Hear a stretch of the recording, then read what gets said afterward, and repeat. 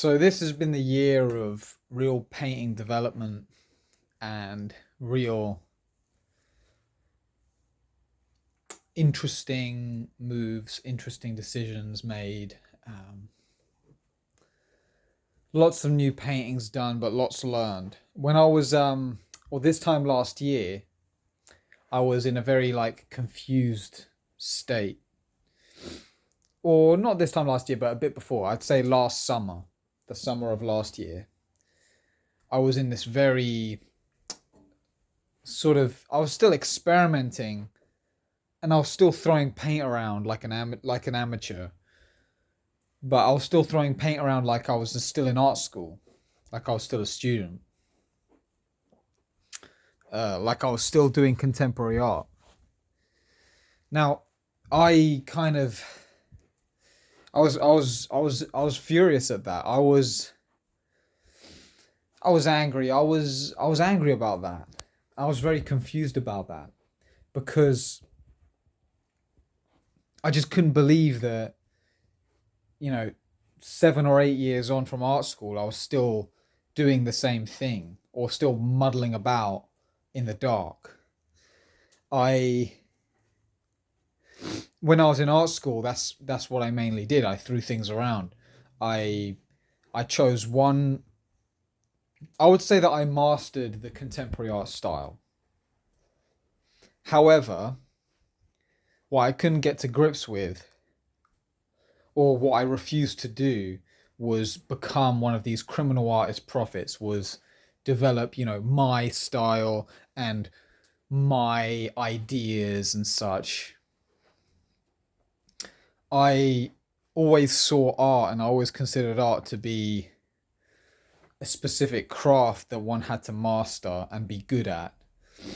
And I always thought that style was having some sort of style was like, to me, felt like an inconvenience, like just some secondary boring shit that like people feel that they have to do now.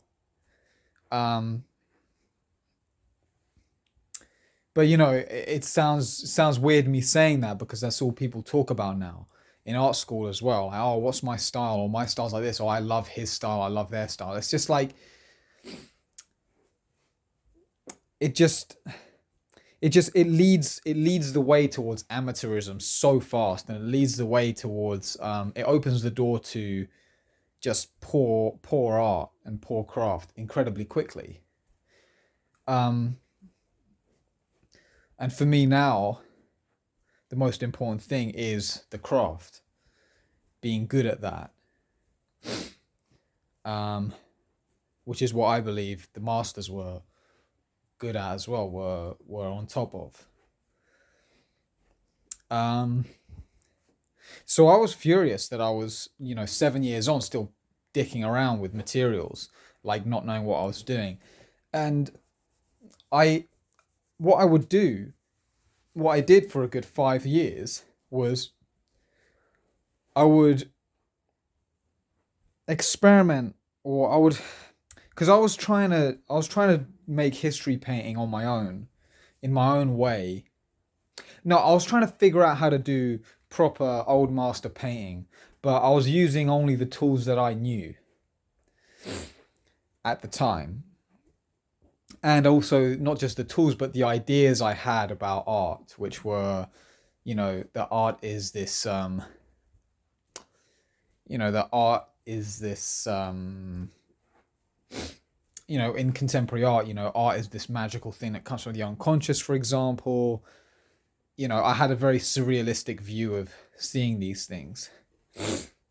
That even perhaps what came back once or twice was that art should be about my ideas and something that I express and something that I choose to talk about. Um,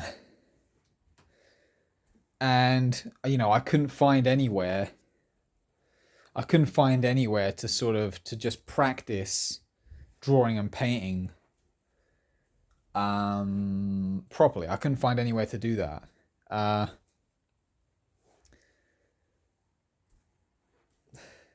and anytime I did find someone, it was always something that I didn't really want. It was always something presented as the old thing, the old masters, but it was always something that looked a bit more like comic book art, or looked a bit more like the 19th century stuff, looked a bit more like classical realism, contemporary realism, photorealism, stuff like that. And I knew that that wasn't what I wanted, because I knew the moment I saw it, I knew what I wanted. And that is, you know, Rubens and Velasquez when I was in Austria. Um, so fortunately, I've had this experience with Rubens that formed my taste and formed my, it formed what I wanted, and it formed my taste in art. And if you start off with Rubens or Raphael, then you've got good standards, and then you can guard yourself from believing that Bouguereau and the classical realists are any good, because it becomes obvious to you. Then you can really see it. You can really see the difference. So this time last summer, I was still throwing these things around because I just didn't know what I was doing. And it's like unless you master the craft, you can't get close to even attempting something like the old masters.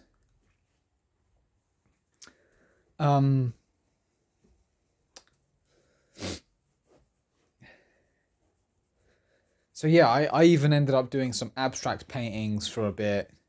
I did so many terrible things. I just didn't know what I was doing. I'll just put paint down and put paint on top of paint and rub some things off and put some things here and put some things there, glue things together. And it never looked good. It always looked just terrible. And I would think, well, I want to make, but if I want to make a painting of, a crucifixion, then why is it not happening? Why, when I, use the brush and I put the brush in the paint and I put the paint on the canvas and I sit there for half an hour repeating this activity, why does the crucifixion not just manifest itself on the page? And that, it's because you just don't know what you're doing. You just don't know what you're doing with those things. You just don't know what you're doing with the materials. Now you could say, oh, maybe I wasn't pious enough. Maybe I've had these conversations lately with some people. It's like, maybe I wasn't pious enough. Maybe I need to pray more in order to paint a better crucifixion. But it's just, I don't see how those things are connected. And besides, I was praying. I think I was.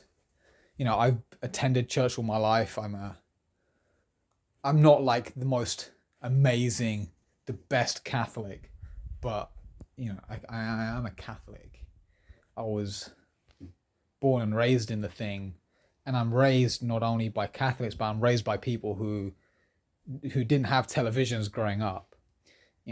I'm raised by people who are, I would say, less modern than most people's parents would have been. Since the country that my parents are from didn't, it was far poorer than the most developed countries in Europe. So, I also have this upbringing that I think has something to it that is in touch with the old world, and in touch with a proper view of, not a proper view, but like an older way of being Christian, perhaps. I don't know. But anyway, so it's like I wasn't unable to paint a crucifixion. I was unable to paint a crucifixion or any subject because I couldn't paint. I couldn't use the materials. It's not. It isn't what my point is. It's not something. It's not because. It's not because I was lacking something unconscious. It's not because I was lacking something, some virtue or other, that I couldn't paint these things. In the contemporary art, the belief is that art doesn't come from craft. Art comes from it's the belief that art comes from yourself. It comes from your unconscious. It comes from a place within you, and that whatever you turn out, whatever you create, is perfect because uh because it ties in with this idea that everyone is a beautiful snowflake with great ideas, and this criminal profit artist, everyone is like a prophet of their own cult. It's the will to power. Everyone can just create their own world, their own rules, their own ideas, and it's beautiful. That's contemporary art. But on top of what contemporary art has, like beneath all of that, is, all right, despite everyone being a very special snowflake with cool ideas and very intelligent, especially the women and the minorities, beneath all of that is, no, actually all of this is good. Everyone's ideas is beautiful so long as it contributes towards our real end goal, which is modernist, technocratic, whatever, communist utopianism, where everyone gets the vax.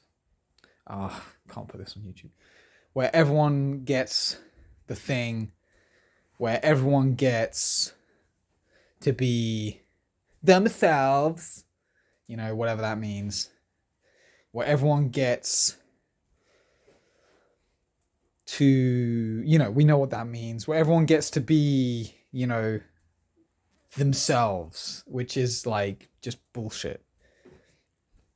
It's not about people being true, it's about people being themselves, which, like, having their own truth, basically. So with contemporary art, it totally supports the leftist ideal, which is, everyone has their own truth and things like that. And so I'm trying to paint this crucifixion, but the old ways, the contemporary art method isn't working. I mean, it could work.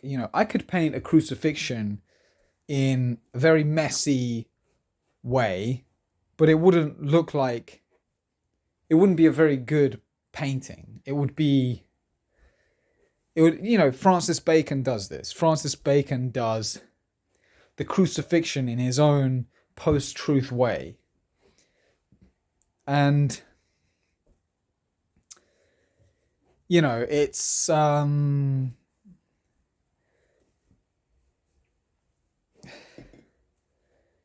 it's not a true depiction of a crucifixion. It's not a true, or any theme. It's not a true depiction of what that is, and it's not a true painting. It's not a true and good use of the materials.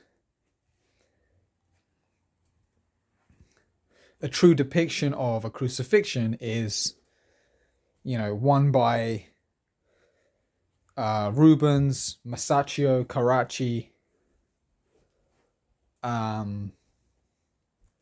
Delacroix. It's one by these guys, not by Francis Bacon, who, in my view, is, the guy. He's the contemporary artist who did the most amount of crucifixion paintings. I mean, he's like, if you look at art history via a timeline, you can see Francis Bacon really is like the death of art. It really is the end of this whole thing. And it's like you go from one beautiful Last Supper to the next. You go from one beautiful painting to the next, and then it slowly degenerates, and then you get Francis Bacon, and then that's it. After that, it's just cans of feces. It's just piles of garbage and stupid ideas and post-truth stuff, and everyone is their own special snowflake with their own truth. Da da da da da. I don't have my own truth. This is the thing: is I don't. Francis Bacon does this crucifixion painting, but it's not about the crucifixion, is it? It's about himself. The first three he does of the distorted figures with the orange backgrounds. That's not about the crucifixion, really. It is a crucifixion, but in his own words, I believe, the orange paint was used to depict the fire of London, the fires in London due to the Blitz, the bombings in World War II, and Francis Bacon was a fireman in World War II, and he helped put out the fires in London, and noble as that is. But these crucifixion paintings that he did are his own experience. They're not about Christ crucified on the cross. Like in the past, that's what they were about. People were, painters in the Renaissance and later were using paint. I had a really good thing there, but they were using paint to properly serve this subject, to depict this subject, and not just to depict it in a true way, and not just to talk about themselves, not just the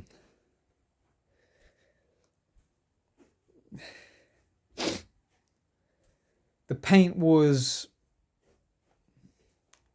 used, so the paint was used to display subjects on a canvas, lines and colors on a flat surface, depicting anything under the sun. Painting is this representational art form. We depict things, sort of as they are, but we display things on canvas together with other things, and we, on top of displaying things that nicely as they are, we also display them together in congruence with each other in a way that looks, in a way that harmonizes the whole thing, in a way that looks really good, in a way that all of these pieces work together, and there's a narrative, but also in terms of paint and color and line, it's all very nice. It's all very nice as well.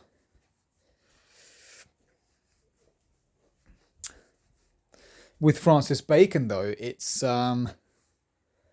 his crucifixions, they don't display Christ on the cross, and in a way that, because this is the thing with the old masters, it's Christ on the cross, it's a person who is Christ on a crucifix, usually with Mary and some of the other characters, maybe one or two disciples, around the cross. The sky usually, which depicts God, because Christ looks up at the sky and asks, Father, why have you forsaken me, or something. Usually a Roman soldier there. It's the scene. It's the scene. You look at it and you see that that's what it is. It's the crucifixion. However, it's also painted in a way that is it glows. It glows. And this is something that I notice in the old masters, is that they make paintings that glow. The colors work in such a way that they make the thing vibrate, and they make the thing like echo off the wall. And people simply don't do that now. It's a very difficult thing to do, and people don't do that now because they don't know how to put, yellow, a light yellow next to a dark yellow, a dark brown. They don't know how to do these things, and they don't understand that these are the things that were done in order to create this effect. Nowadays, people just put objects here and there, and it's just and then it just becomes this flat illustration of a crucifixion, as opposed to a glowing and very something that looks like it's just made in heaven. That's the way I used to think of it. I used to think these things look like they've been made in heaven. These things look like they were painted in heaven. They look like they're depictions of heaven.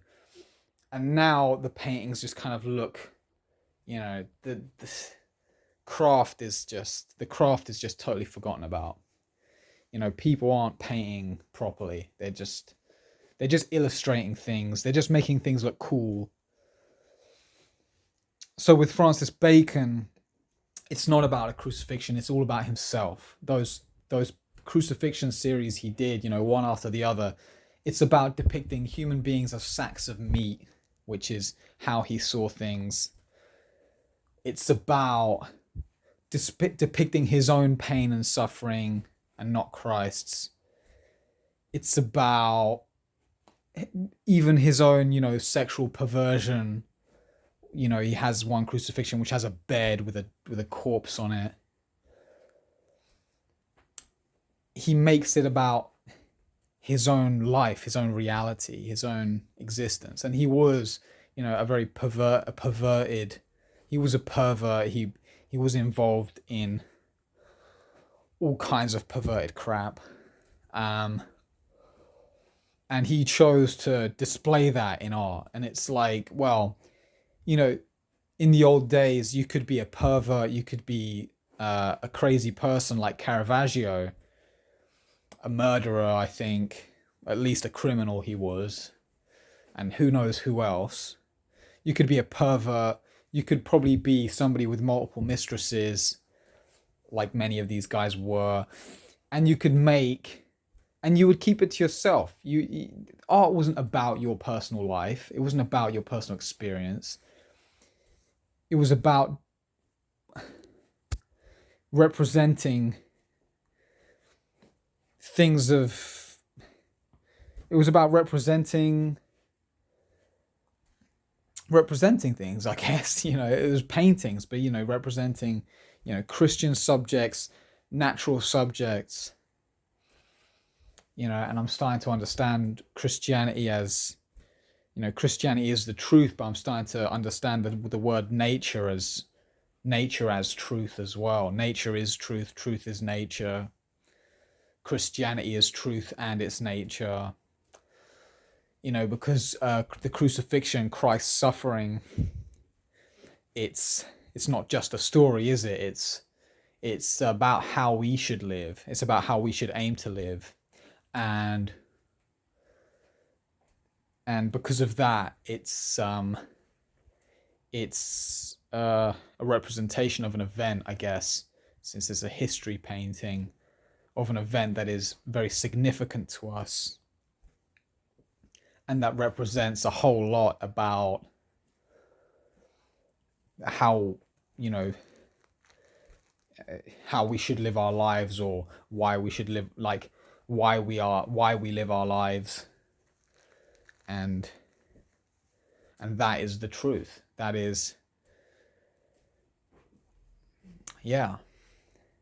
So Francis Bacon takes this thing and makes this totally perverse version of it, has the nerve to call it a crucifixion, and then everyone post Francis Bacon does the same thing, just does more of the same.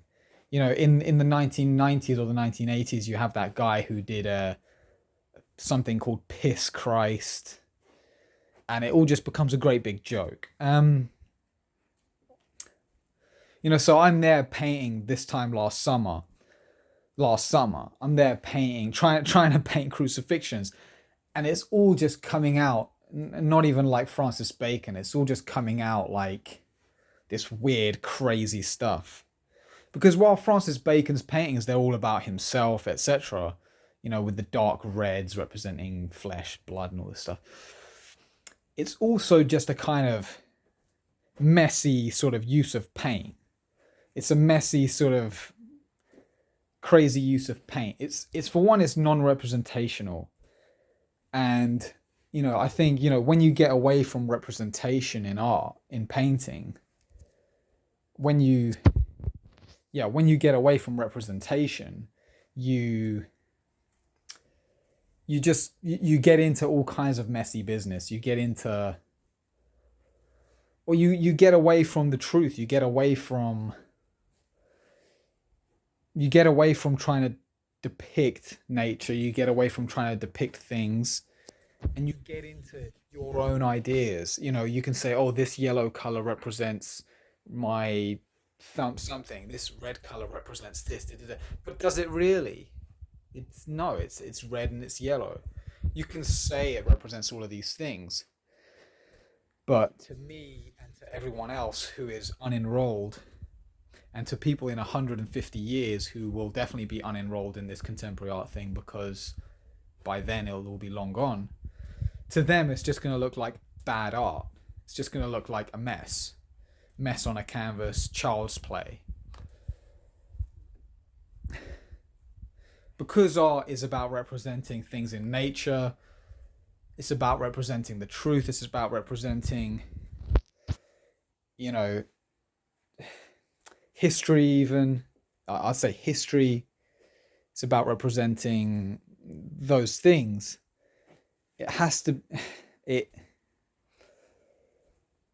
Because it's about that,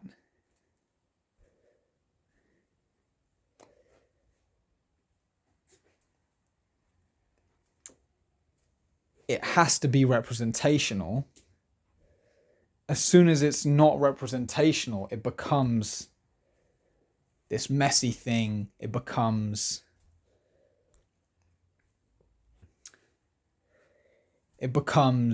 very subjective as well. It becomes super subjective and personal to the artist.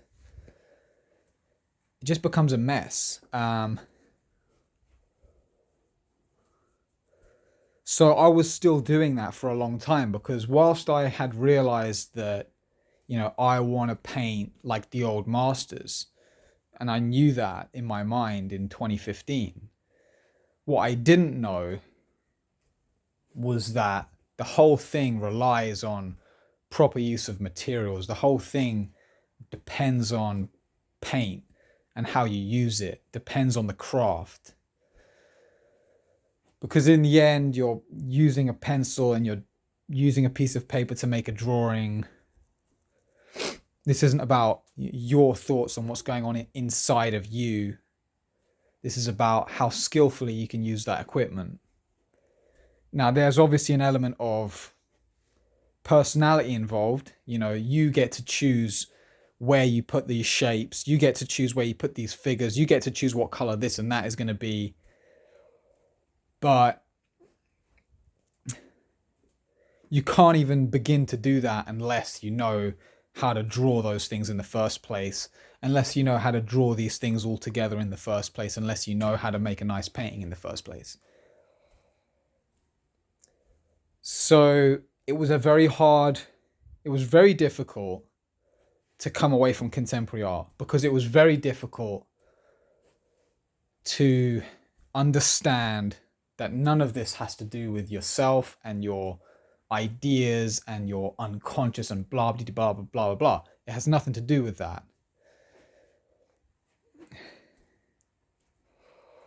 And the hardest thing was realizing that it was a difficult thing to realize. And then it was difficult to realize that you had to become a servant to this craft. You had to become a servant to the tools. And then, of course, let the muses guide you. However, I believe that the muses guided me towards Paul. The muses guided me away from, or the angels guided me away from contemporary art. The angels guided me towards having this interest in the first place, etc., and then guided me towards Paul via all of my frustrations in the studio, via all of my failures in the studio, via me pushing the limits of contemporary art, which I did push the limits of contemporary art and push the limits of contemporary ways of painting that they do in contemporary art, and discovering that there was nothing there, discovering that you cannot do old masters via that way, and discovering that you can't paint anything via that way, but also discovering that to paint properly, one must put the craft before it all first.